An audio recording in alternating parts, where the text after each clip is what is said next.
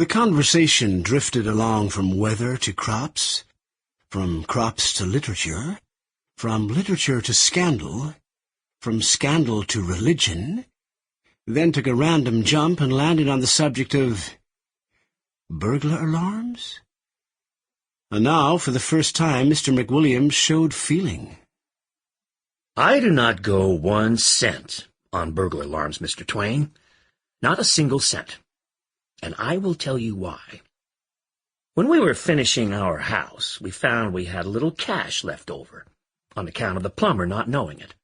I was for enlightening the heathen with it, for I was always down on the heathen somehow. But Mrs. McWilliams said, "No, let's have a burglar alarm."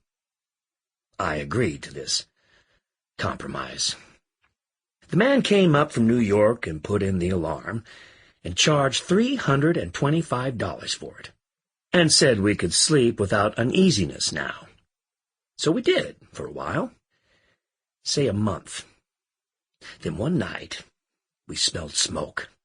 I lit a candle and started toward the stairs, and met a burglar coming out of a room with a basket of tinware, which he had mistaken for solid silver in the dark.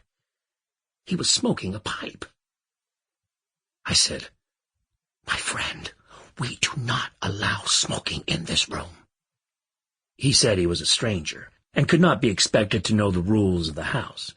Said he had been in many houses just as good as this one, and it had never been objected to before. I said, "Smoke along, then, if it's the custom.